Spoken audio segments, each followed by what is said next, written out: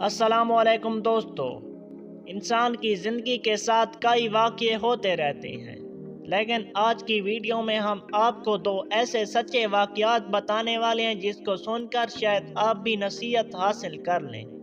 تو ویڈیو شروع کرنے سے پہلے آپ سے چھوٹی سی گزارش ہے کہ میرے چینل کو سبسکرائب کیجئے تاکہ ایسی انفارمیٹیو ویڈیو آپ تک پہنچتی رہیں۔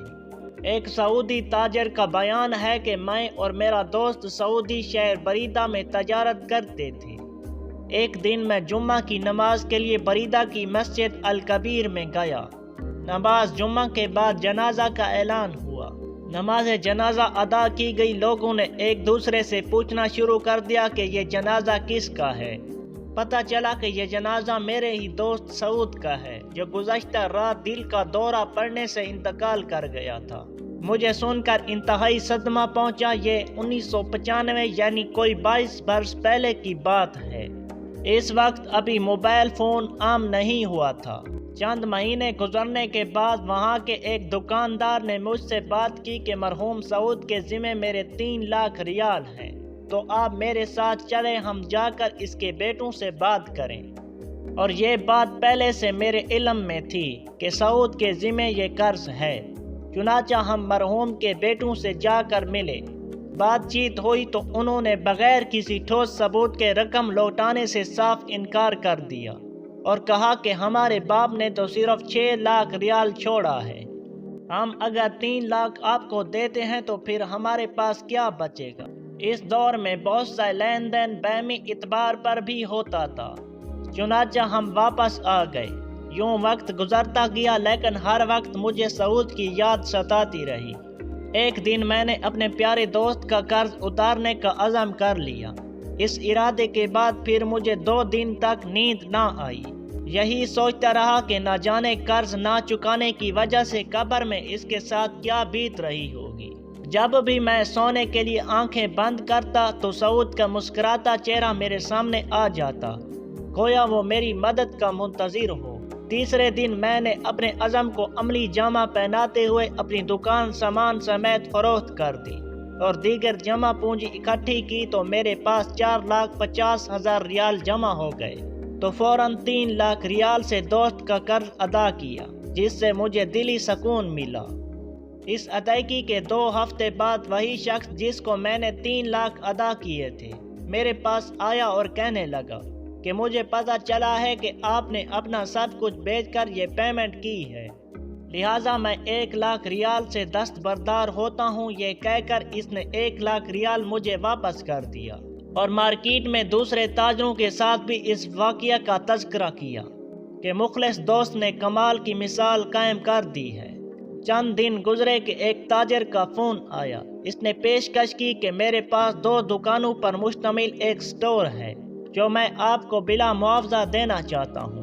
میں نے اس کی پیشکش کو قبول کیا۔ مزدور لگا کر دکانوں کی صفائی کی۔ اسی دوران سامان سے لدا ہوا ایک بڑا ٹرک دکانوں کے سامنے آ کر رکا، جس میں سے ایک نوجوان نیچے اترا۔ سلام کے بعد کہنے لگا کہ میں فلاں تاجر کا بیٹا ہوں، یہ سامان میرے ابا جان نے بھیجا ہے اور کہا ہے کہ سامان بیچ کر اس کی نصف قیمت آپ ہمیں لوٹا دینا اور باقی آدھا مال ہماری طرف سے گفٹ ہے، اور آئندہ جتنے مال کی ضرورت ہو ہم سے ادھار لے کر فروخت کر کے پیمنٹ کر دیا کریں۔ لوگ جنہیں میں جانتا نہیں تھا چاروں طرف سے میرے ساتھ تعاون کے لیے اٹھ کھڑے ہوئے اور تھوڑے ہی عرصے میں میرا بزنس پہلے سے دگنا ہو گیا۔ المختصر کچھ عرصہ بعد میں نے 3 ملین ریال اپنے مال کی زکوٰۃ ادا کی۔ یہ کوئی افسانہ نہیں بلکہ حقیقی واقعہ ہے۔ سید کائنات رحمت للعالمین کا فرمان گرامی کس قدر سچا ہے کہ جب تک بندہ اپنے بھائی کی مدد میں لگا رہتا ہے، اللہ تعالیٰ بھی اس کی مدد کرتا رہتا ہے۔ غلام مولانا طارق جمیل صاحب نے ایک واقعہ بیان کیا ہے کہ میرے والد صاحب کا ایک دوست پولیس میں انسپکٹر کے عہدے پر فائز تھا۔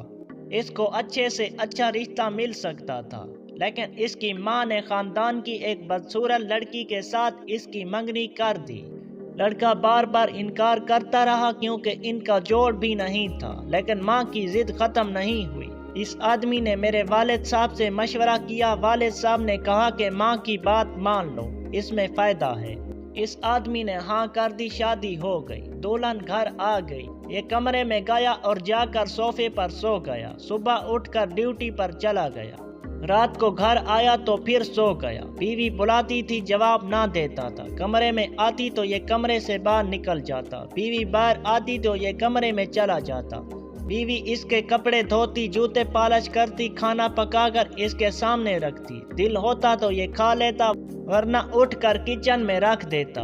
अगर रात को 2 बजे भी घर आता तो बीवी ताज़ा रोटी पकाकर सालन गरम करके इसके सामने रख देती। लेकिन ये बीवी को बुलाता नहीं था, सलाम का जवाब भी नहीं देता था। एक दिन बीवी ने सोचा कि अगर मैं एहतजाज करूंगी, अपने माँ बाप, बहन भाइयों को या ससुराल वालों को बताऊंगी तो ये आदमी मुझे तलाक देगा।